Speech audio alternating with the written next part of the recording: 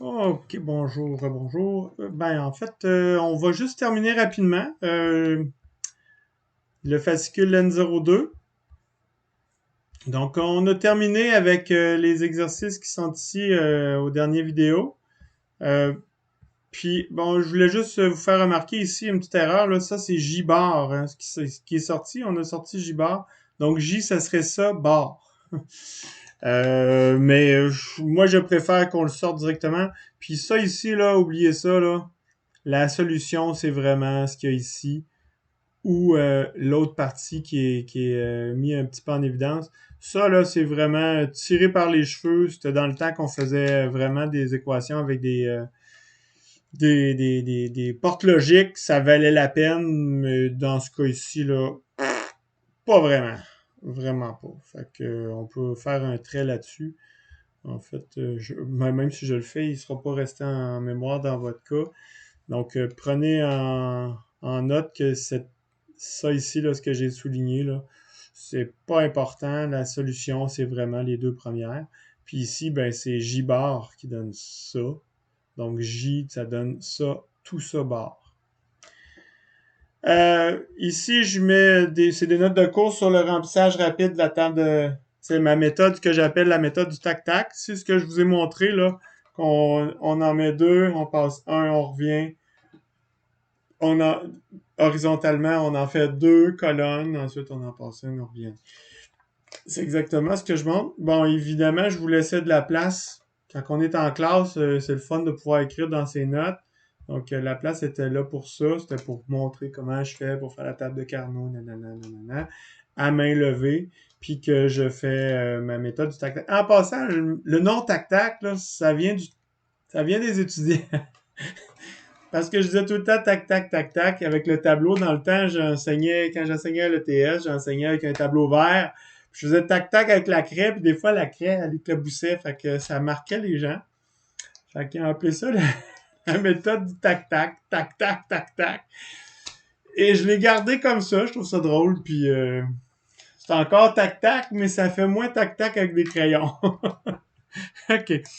Donc, voici l'ordre de remplissage. Hein. 2, j'en passe un, je reviens. 2, j'en passe un, je reviens. Et là, au niveau des colonnes, j'ai fait mes deux premières colonnes. J'en passe une, je viens la remplir. De la même façon, j'en mets deux, j'en passe un, je reviens. Et je reviens faire la dernière colonne. Donc, c'est l'ordre du tac-tac. OK. Euh,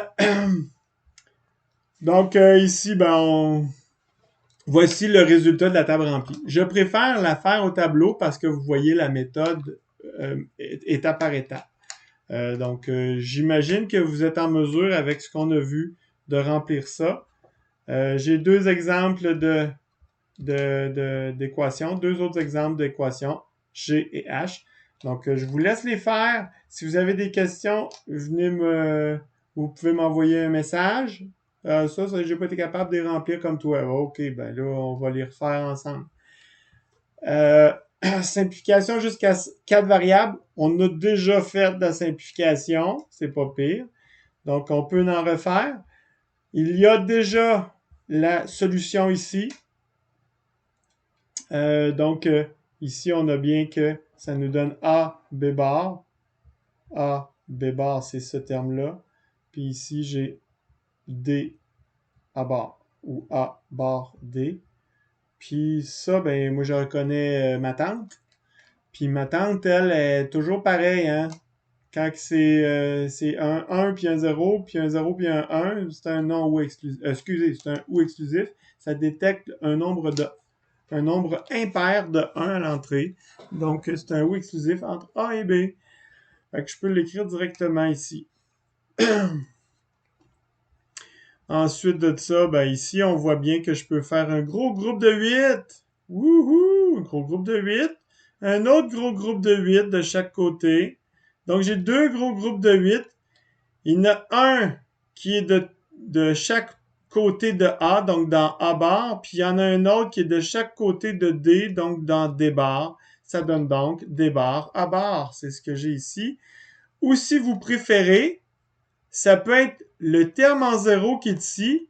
Ça donne du DA, mais ça, c'est la fonction bar. Donc, il faut que je l'inverse. Ça donne donc AD, tout ça bar.